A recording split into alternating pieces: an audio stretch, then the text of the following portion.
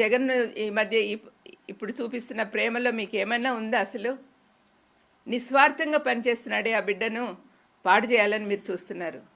మీరు ఎన్ని మాటలు అంటున్నా కూడా అవినాష్ ఒక్కసారి నోట్లో నుంచి మాట అనలేదు మీకు అగెయిన్స్ట్గా. పైపెచ్చు నాతో అంటున్నాడు, అక్కోళ్ళ కోసం నేను ప్రార్థన చేస్తున్నాను అత్త అని. మరి అటువంటి బిడ్డను మీరు ఇంతగా అన్యాయంగా సాధిస్తున్నారే, ఏం బాగుకుంటారండి? మీ చుట్టూ ఉన్న వాళ్ళందరూ కూడా మిమ్మల్ని నాశనం చేయడానికి ప్రయత్నం చేస్తున్నారు.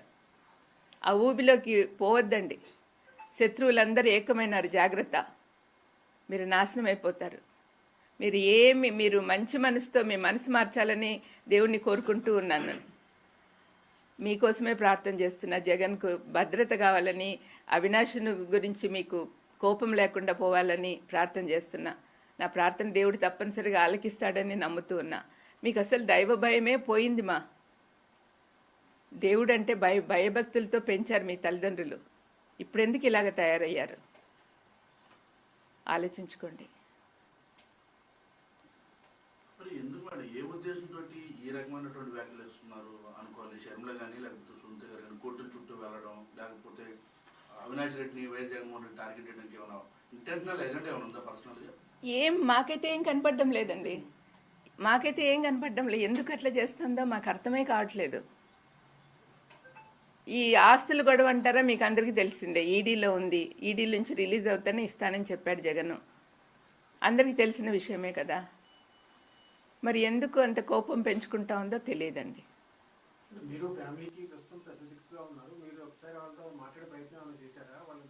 నేను చేశానండి.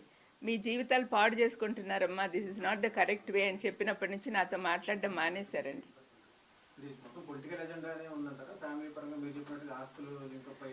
కాదండి, మీలాంటి వాళ్ళు ఎవరైనా బయట అడిగితే, మీలాంటి వాళ్ళని ఎవరైనా అడిగాను అనుకోండి, ఏం చెప్తారు? వాళ్ళ మాటల్లో పర్సనల్ అజెండా, పర్సనల్ గ్రడ్జ్ కనపడతా ఉంది, కక్ష సాధింపు. ఇది మాలో ఎప్పుడు కనిపించలేదండి. మా ఫ్యామిలీలో ఎవరికి కూడా ఇట్లాంటి కక్ష సాధింపులు లేవు.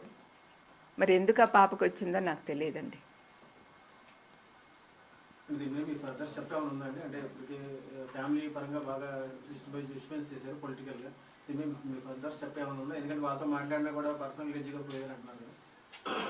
అంటే ఇప్పుడు మేము పెద్దవాళ్ళం అందరము చేతులు ఎత్తేసినట్టే. అంటే ఇంకా ఆమెను మార్చే శక్తి మాకు లేదని వాళ్ళ అమ్మ కూడా వెళ్ళిపోయింది అమెరికాకు.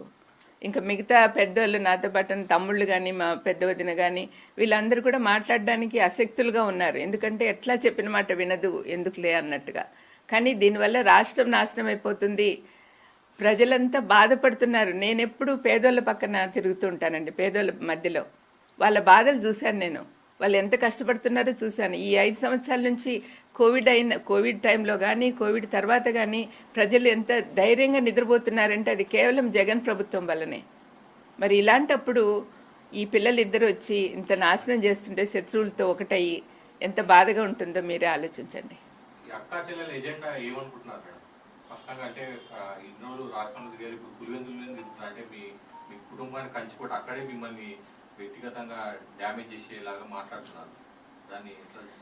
అజెండా ఏముందండి? వాళ్ళు శత్రువుల చేతుల్లో కీలుబొమ్మలు అయిపోయారు, అంతకంటే వేరే అజెండా లేదు.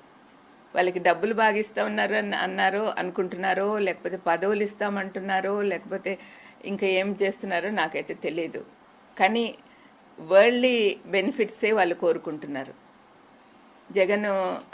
జగన్ సీఎం అయినప్పటి నుంచి బంధువుల రికమెండేషన్లు పెద్దగా పట్టించుకోడే. ముందు నుంచి చెప్పినాడు మాకు, మీరు బంధువులు ఇంటర్ఫియర్ కావద్దండి, నాకు మొహమాట పెట్టద్దండి, నాకు మా ఆఫీసర్లు, మా మినిస్టర్లు, మా ఎమ్మెల్యేలు వాళ్ళు ఎట్లా చెప్తే అట్లా పోదాము అన్నట్టుగా చెప్పాడు.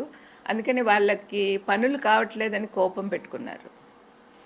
అందరికీ పదవులు కావాలండి, అందరికీ పదవులు కావాలా? పదవులు లేకుండా మనం దేవుని సేవ కానీ, ప్రజల సేవ కానీ చేయలేమా? వాళ్ళు ఆలోచించారు.